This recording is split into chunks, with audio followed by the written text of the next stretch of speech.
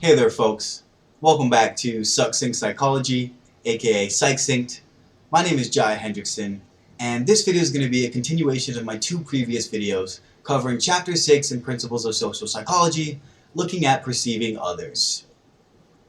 So you may recall that the process of making causal attributions is supposed to proceed in a careful, rational, and even scientific manner. But this assumption turns out to be, at least in part, untrue. Our attributions are sometimes biased by affect, particularly the fundamental desire to enhance the self. Although we would like to think that we're always rational and accurate in our attributions, we often tend to distort them to make us feel better. Self-serving attributions are attributions that help us meet our desires to see ourselves positively. You might have noticed yourself making self-serving attributions as well. Perhaps you blamed a driver for a car accident that you were in, or you blamed your partner for a relationship that broke up, rather than yourself. Or perhaps you've taken credit for your successes, which would be internal, but blamed external causes for your failures. If these judgments were somewhat less than accurate, even though they did benefit you, then they are indeed self-serving. So we see here, we have result good, take credit, result bad, blame others.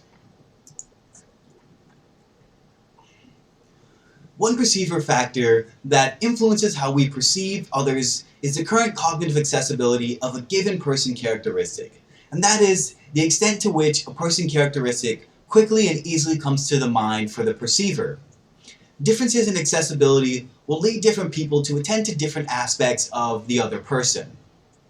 Some people first notice how attractive someone is because they care a lot about physical appearance. For them, appearance is a highly accessible characteristic. Others pay more attention to a person's race or religion, and still others attend to a person's height or weight. If you're interested in style and fashion, you'd probably first notice a person's clothes, whereas another person might be more likely to notice one's athletic skills. People also differ in terms of how carefully they process information about others. Some people have a strong need to think about and understand others. I'm sure you know some people like this. They want to know why something went wrong or right, or just to know more about anyone with whom they interact. Need for cognition refers to the tendency to think carefully and fully about social situations. People with a strong need for cognition tend to process information more thoughtfully, and therefore they may make more causal attributions overall. In contrast, people without a strong need for cognition tend to be more impulsive and impatient and may make attributions more quickly and spontaneously. Although the need for cognition refers to the tendency to think carefully and fully about any topic, there are also individual differences in the tendency to be interested in people more specifically. For instance, Fletcher and colleagues found that psychology majors were more curious about people than were natural science majors.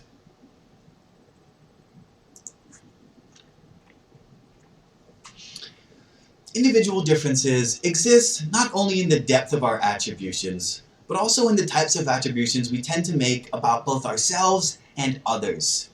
Some people tend to believe that people's traits are fundamentally stable and incapable of change. We call these people entity theorists. Entity theorists tend to focus on the traits of other people and tend to make a lot of personal attributions.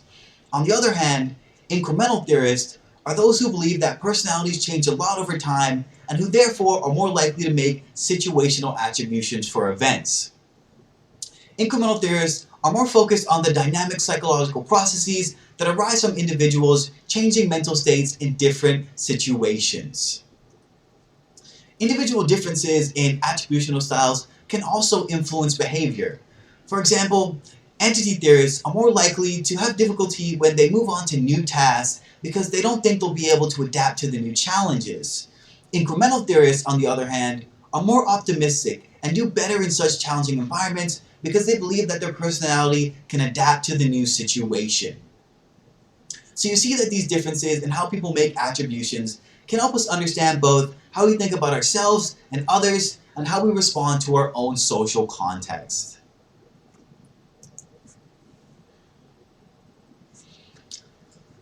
As we've seen in many sections throughout these chapters, the culture that we live in has a significant impact on the way we think about and perceive the world.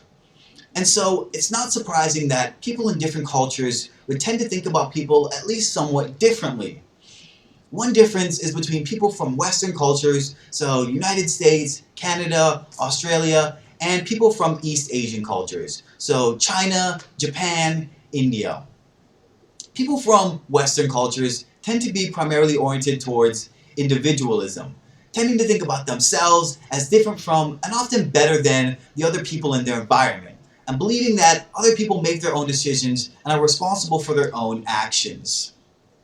In contrast, people in many East Asian cultures take a more collectivist view of people that emphasizes not so much the individual, but rather the relationship between the individual and the other people and things that surround them.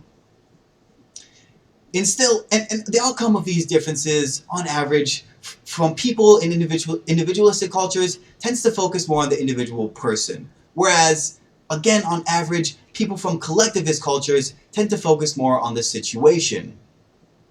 In still another test of cultural differences in person perception, Kim and Marcus analyzed the statements made by athletes and news media regarding the winners of medals in the 2000 and 2002 Olympic Games. And what they found was that athletes in China described themselves more in terms of the situation. They talked about their coaches, their managers, and the spectators in helping them do well.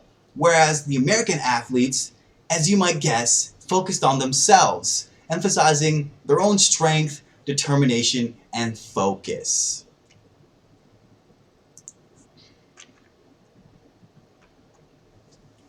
Social psychologists have discovered that there are important individual differences in the attributions that people make to the negative events that they experience, and that these attributions can have a big influence on how they respond to them. The same negative event can create anxiety and depression in one individual, but have virtually no effect on someone else. And still, another person may see this negative event as a challenge to try even harder to overcome the difficulty. A major determinant of how we react to perceived threats is the attributions that we make to them. Attributional style refers to the type of attributions that we tend to make for the events that occur to us. These attributions can be to our own characteristics, which is internal, or to the situation, which is external. But attributions can also be made on other dimensions, including stable versus unstable, and global versus specific. Stable attributions are those that we think are relatively permanent, whereas unstable attributions are expected to change over time. And global attributions are those that we feel apply broadly, whereas specific attributions are those causes that we see as more unique to specific events.